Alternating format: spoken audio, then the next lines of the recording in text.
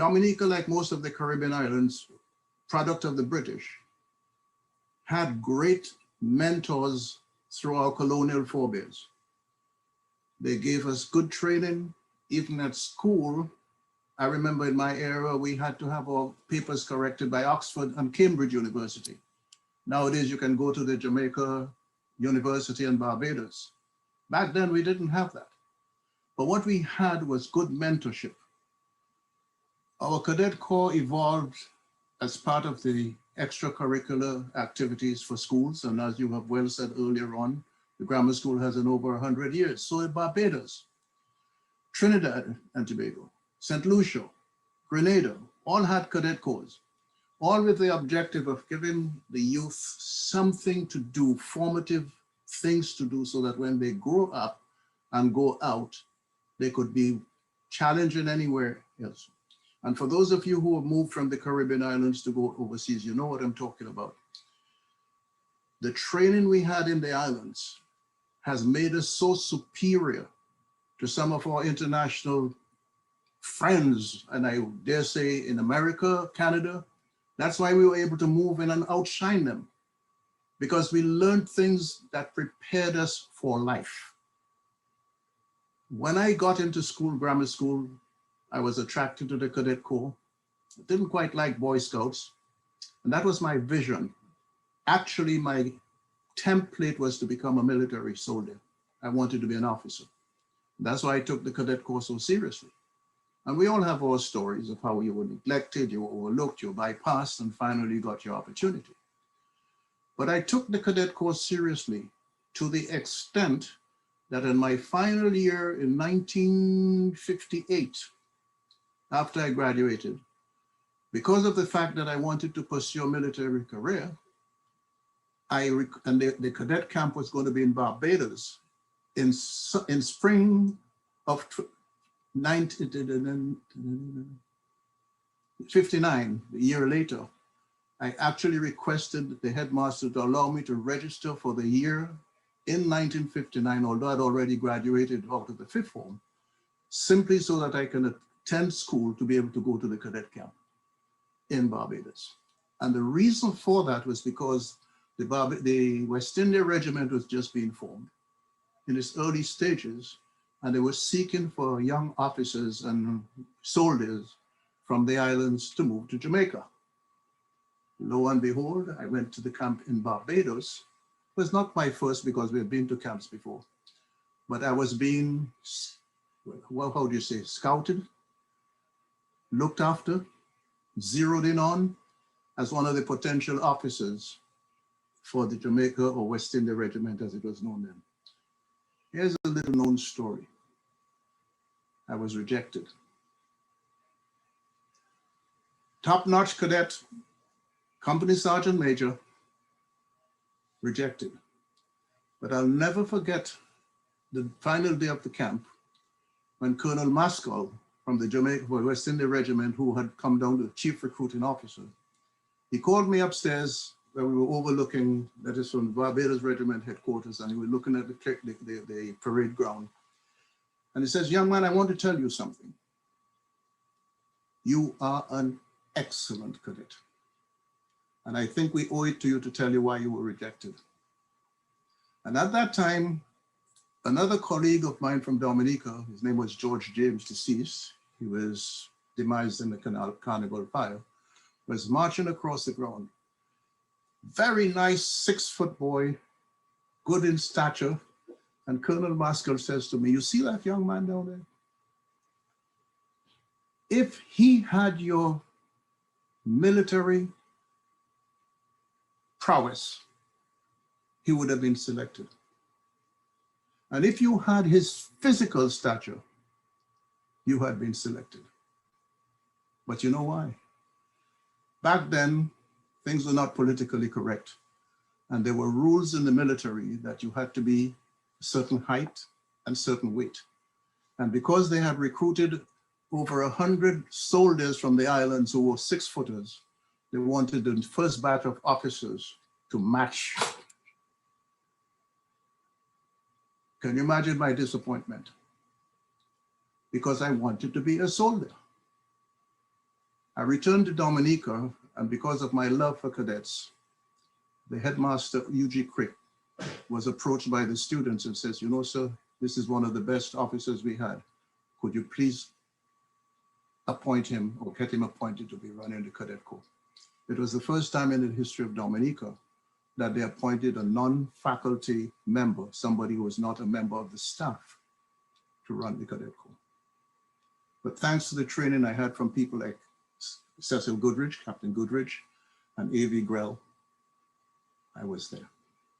Now, that's where it begins.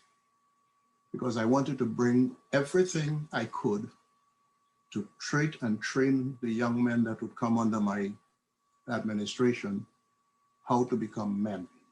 I used to describe them as men for tomorrow. I offer congratulations to Gabriel and for getting this thing revived and to have his old former commander on hand. And you are? So we have both ends.